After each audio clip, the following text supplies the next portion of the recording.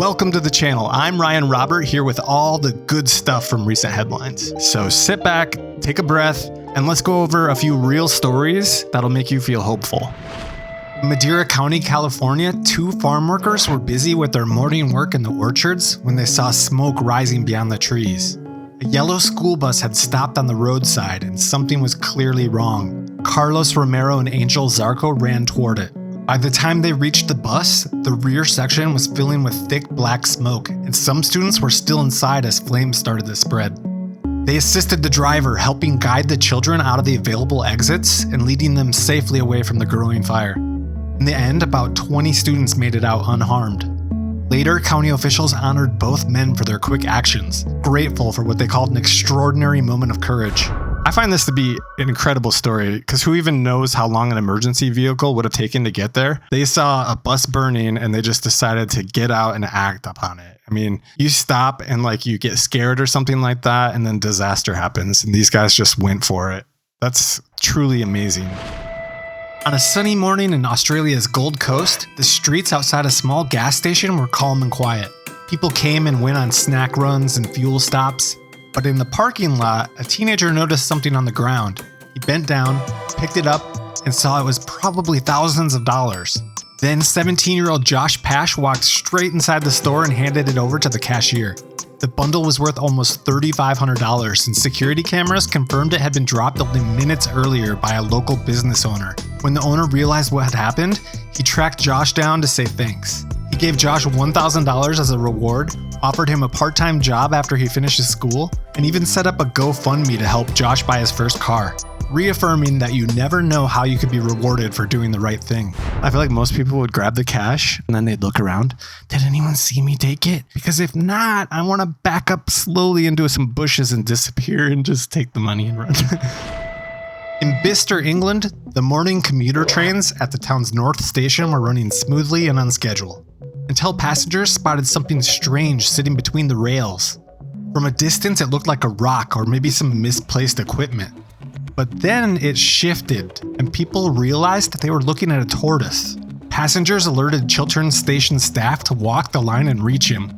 They found a calm, dust-covered tortoise who seemed completely unfazed by the attention around him.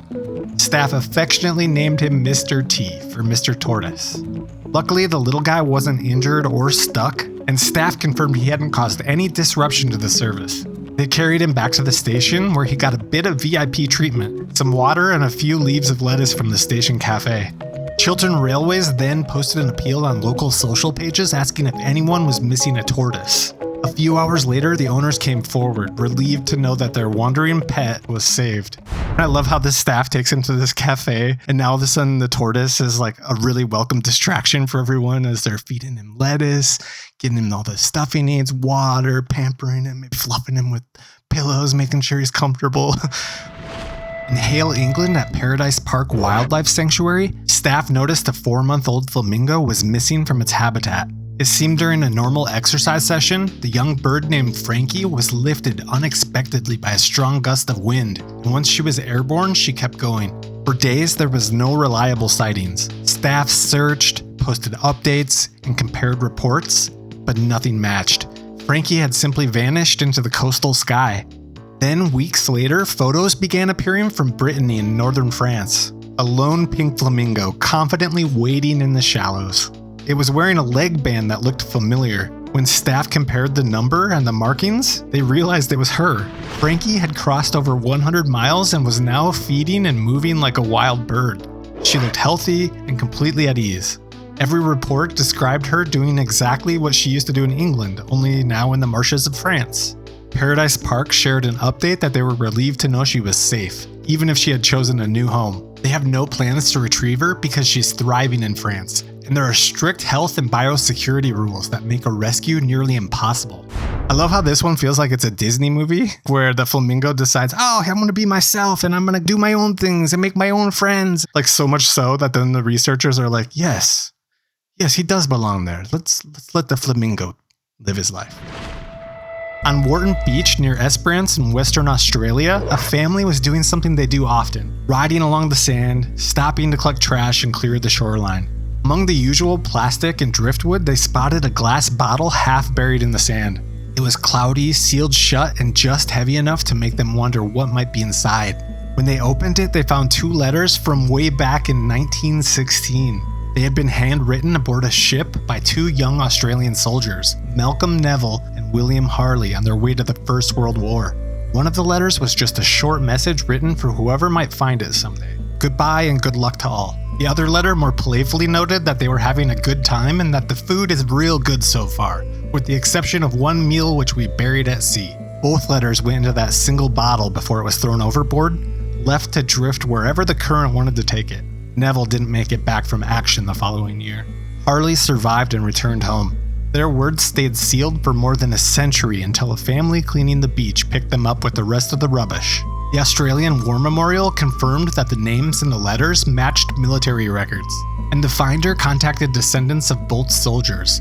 William's granddaughter called the discovery a miracle, and Malcolm's great-nephew said reading his relative's words felt bittersweet.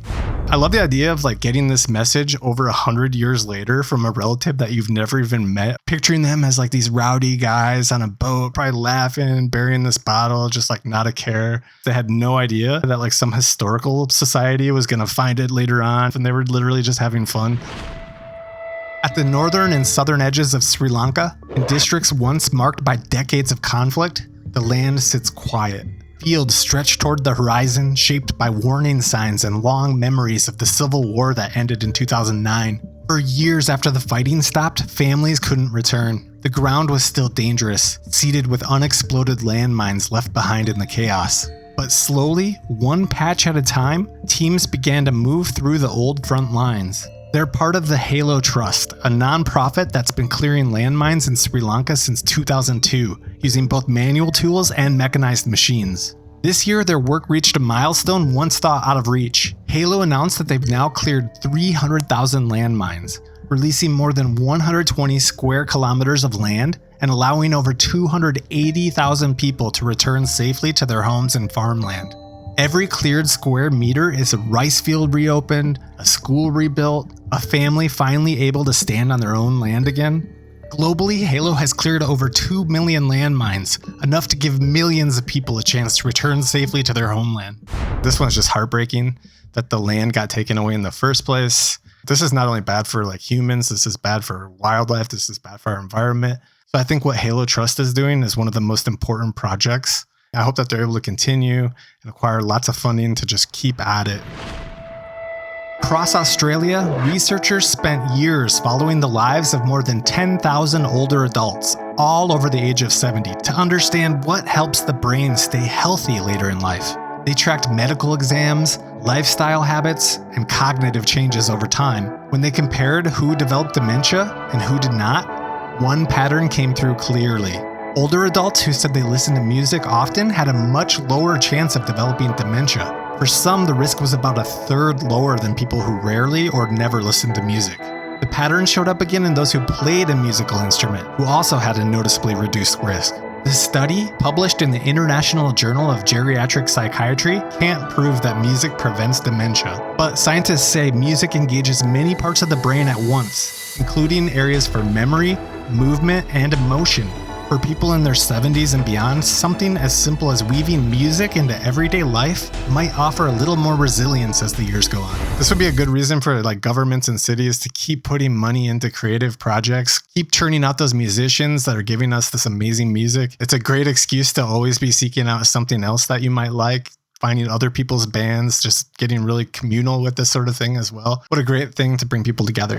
That was a lot of uplifting news. And if you want to keep a little hope in your feed, like and subscribe. I'm Ryan Robert, and I'll see you soon.